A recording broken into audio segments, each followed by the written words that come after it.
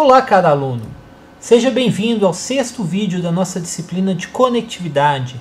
Nesse vídeo, nós temos os seguintes objetivos de aprendizagem: compreender como ocorre o roteamento da internet, discutir as funções de um roteador e apresentar e classificar os principais protocolos que são utilizados na internet.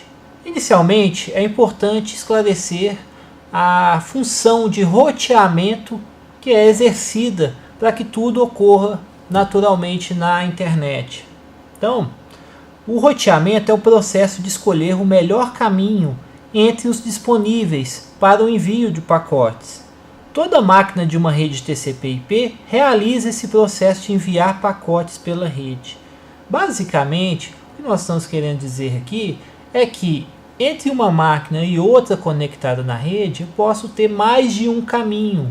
É como decidir em qual avenida você vai passar ao se dirigir a um lugar. Você pode tomar uma rua, pode tomar outra, uma pode estar mais congestionada, a outra. Qual que é o melhor caminho?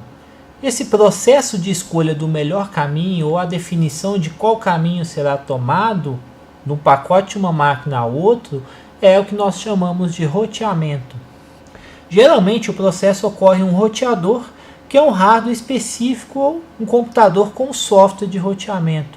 Então, prezado aluno, o roteador é esse equipamento responsável por trabalhar com as rotas numa rede. Ele que vai definir qual o melhor caminho de um lado ao outro, dentre os disponíveis. Então, vamos compreender a função do equipamento, desse equipamento principal nesse processo de roteamento, que é o roteador, ok? Então, como principal função, a gente destaca interligar redes distintas. Por que redes distintas? Pode ser uma rede local com outra rede local, ou uma rede local com a internet, que continuam sendo redes distintas.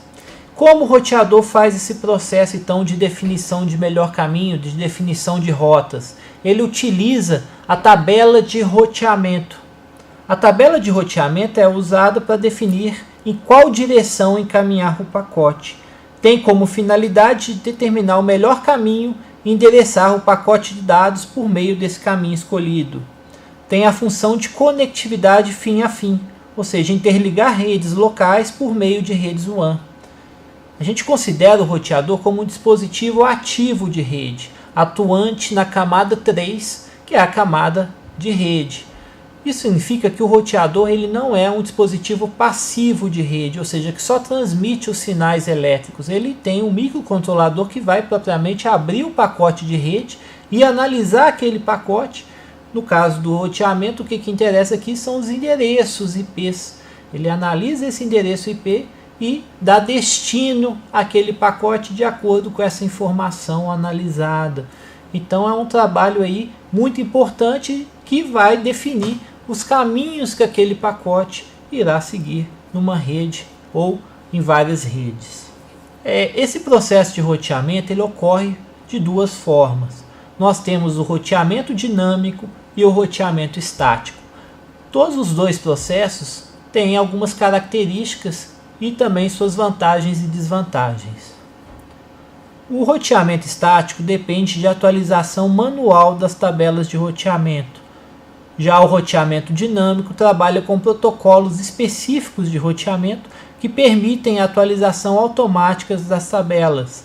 Isso significa, caro aluno, que o administrador de rede no roteamento estático é ele que escreve, é ele que programa a tabela de roteamento. Então ele vai chegar, quando chegar um pacote dessa rede, você vai encaminhar para tal porta, para tal interface do roteador. Do outro lado tem o roteamento dinâmico, na qual o roteador troca as informações entre si, para que ele consiga construir essa tabela de roteamento. Então, compreender um pouquinho mais como funciona essa tabela de roteamento. Aqui eu tenho um exemplo de uma tabela de roteamento. Elas são tabelas internas dos roteadores que listam as redes que eles conhecem e o caminho a ser seguido para os pacotes alcançar essas redes. Basicamente, a tabela de roteamento eu vou ter duas colunas. A primeira coluna é relativa à rede que eu quero alcançar e a segunda coluna é relativa para onde que eu quero encaminhar. Então, recebi o pacote da rede 60, eu vou encaminhar para serial 0. Recebi um pacote que tem um endereço com destino a rede 70, eu vou encaminhar para serial 1. Da 50 para a Ethernet 0. E assim como vocês podem visualizar nesse exemplo. O que significa isso? Olha, não é porque a rede 60 está ligada na serial 0. É só um pedacinho desse caminho que pode envolver até 13 passos, ou seja, 13 saltos para chegar no roteador destino. Aqui é um passo daquele roteador, por isso que a tabela de roteamento ela é única para o roteador. Cada roteador tem sua tabela de roteamento. E aí eu tenho algumas vantagens no roteamento estático. A primeira delas é a previsibilidade das rotas. O que significa? Significa que o seu administrador de rede que escreve a tabela de roteamento, ele sabe exatamente para onde que aquele pacote vai seguir. Tá? O roteamento estático também não utiliza esses algoritmos computacionais que acabam consumindo um pouco da capacidade de processamento do roteador. A gente tem que lembrar que o roteador é uma máquina que tem a mesma arquitetura e aí envolve memória e processador. Quanto mais complexo for esse algoritmo de escolha de caminhos, mais complexo é também o consumo de memória e de processador. Então, prezado aluno, como desvantagem do roteamento estático, nós temos o que? A necessidade de ajustes na tabela em caso de mudanças na rede, o que pode ser muito trabalhoso dependendo do tamanho da mesma. Isso significa que numa rede com mais computadores e mais roteadores ou muitas redes, o administrador de rede que optar em utilizar o roteamento estático, ele terá um trabalho muito maior de atualização dessas tabelas de roteamento, porque ele tem que sair atualizando roteador por roteador cada tabela, o que pode ser uma grande dificuldade e o roteamento dinâmico ser muito mais interessante nesse tipo de exemplo, de caso. Então, o roteamento dinâmico é implementado por um protocolo de roteamento dinâmico. Os roteadores automaticamente trocam entre si as rotas para as redes conhecidas. Quem faz isso é o algoritmo de roteamento, que é um processo de escolha do melhor caminho. Então é importante a gente compreender que nós temos o roteamento dinâmico, que pode se dar através do roteamento estático e do roteamento dinâmico. Já no roteamento dinâmico é necessário, para que exerça essa forma de roteamento dinâmico, um protocolo de roteamento dinâmico. Esse protocolo, por sua vez, tem um algoritmo de roteamento dinâmico. Nada mais é, uma coisa dentro da outra. É uma escala. E o algoritmo de roteamento dinâmico é que define quais os passos que serão tomados para a escolha desse melhor caminho, ou seja, a escolha dessa rota. Nós temos diversos algoritmos, assim como nós temos diversos protocolos de roteamento. Então, quais as vantagens do roteamento dinâmico?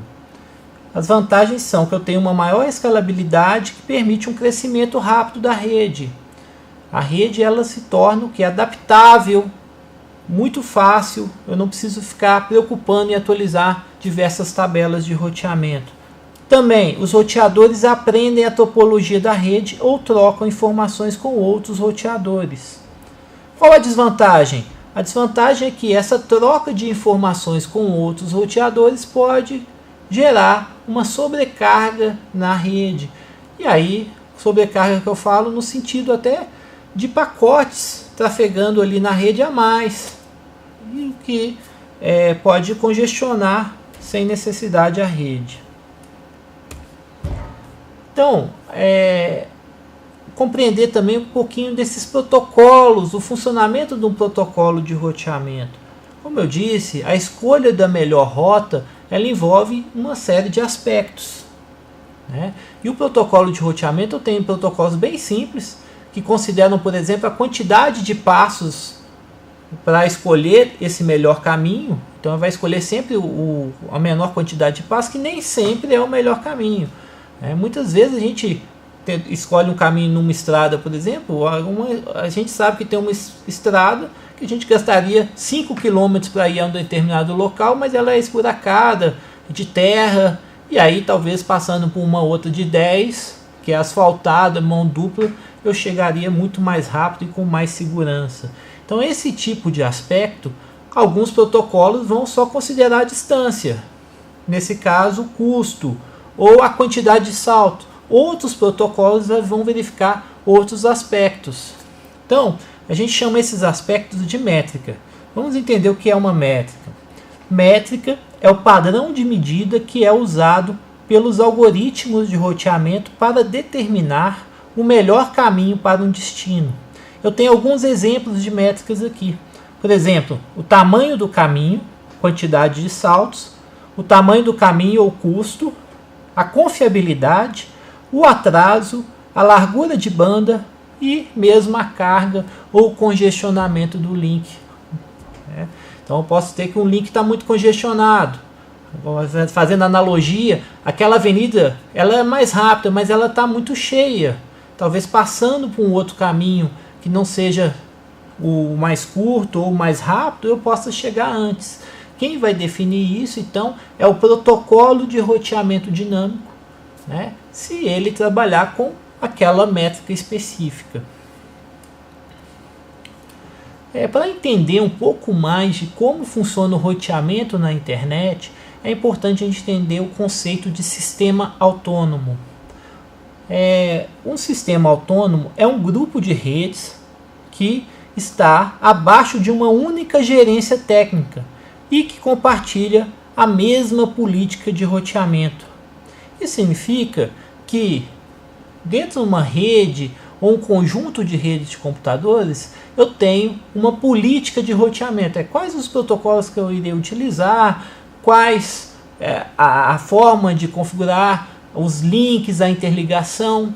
Isso tudo pode ser gerido por um mesmo grupo, uma mesma pessoa. Isso eu chamo de política de roteamento. Geralmente, na maioria dos casos, quando eu contrato um link de internet, eu estou sujeito à política de roteamento do meu provedor de internet. Esse provedor que vai definir um IP para minha organização, ou mesmo pessoalmente, e eu vou ter que seguir aquelas rotas ali. Mas muitas organizações, muitas grandes empresas não querem depender dessa questão do provedor de internet definir essas rotas. E aí essas empresas se tornam sistemas autônomos. Nós podemos citar, por exemplo, a Receita Federal. A Receita Federal ela trabalha com dados muito sigilosos. Não seria interessante ela depender o IP dela para o provedor de internet? Ela tem que ter os IPs mesmo da Receita. Dessa forma o dado ficaria muito mais seguro se trafegasse numa rede que ela tivesse o controle. Então, quando o requisito de segurança é importante, quando eu posso ter também diversos links, ou seja, eu tenho um link com uma empresa, tenho um link com outra empresa, ou seja, eu tenho que ter redundância de links, talvez seja importante eu pensar em me tornar um sistema autônomo, ou AS, como é conhecido no mercado, no mundo profissional. Então, cara aluno, a internet, na verdade, ela é um conjunto de sistemas autônomos conectados entre si. Eu tenho diversos sistemas autônomos, cada sistema autônomo recebe um número e eu tenho protocolos de roteamento que rodam formando essa grande rede, definindo os melhores caminhos de um ponto a outro. É importante destacar aqui que alguns protocolos rodam dentro dos sistemas autônomos, ou seja, dentro desse espaço que a gente delimitado, na qual rodam a mesma política de roteamento. Outros protocolos vão servir de comunicação, de interligação entre um sistema autônomo e outro. Então, nós temos dois grupos de protocolos de roteamento. Os protocolos de roteamento internos, que a gente também conhece como intra-AS, ou seja, dentro dos sistemas autônomos, e temos o grupo de protocolos que são conhecidos como protocolos externos, ou inter-AS. Como exemplos de protocolos internos, eu tenho aqui o RIP. O RIP é um protocolo que é o mais simples protocolo de roteamento, né? Ele suporta até 15 saltos, sendo 16 já inalcançáveis, ou seja, são um protocolo para redes pequenas, até pela facilidade. Como métrica, ele só usa a quantidade de saltos, ou seja, ele não tem aquela quantidade de métricas que nós vimos antes. Eu não considero, por exemplo, se o link está congestionado, a velocidade do link, etc. Então é um protocolo simples e rápido de implementar. Já o OSPF, o IGRP e o EIGRP são protocolos que consideram mais métricas. Entretanto, tem alguma diferença entre o OSPF e o IGRP ou EIGRP. O OSPF é um protocolo feito pela Internet Engineer Task Force, ou IETF, que é o mecanismo que regula os protocolos, as especificações da internet. Nesse caso, é um protocolo então aberto, ou seja, eu não tenho que pagar para utilizar esse protocolo. As empresas que desenvolvem equipamentos de rede não têm que ter esse custo. Já o IGRP e o EIGRP, ela faz parte do hall de protocolos disponibilizado pela Cisco, que apesar de ser, né, um grande fabricante na área de rede, continua sendo protocolos que são, de certa forma, proprietários. Já como principal protocolo externo, ou seja, para fazer a ligação entre os sistemas autônomos, eu tenho um protocolo bem conhecido, que é o BGP. Né? Finalizando, nesse vídeo educativo, você compreendeu o funcionamento do roteamento de pacotes na internet. Interaja no ambiente virtual, ele é nossa forma de comunicação e de aprendizagem. Bons estudos!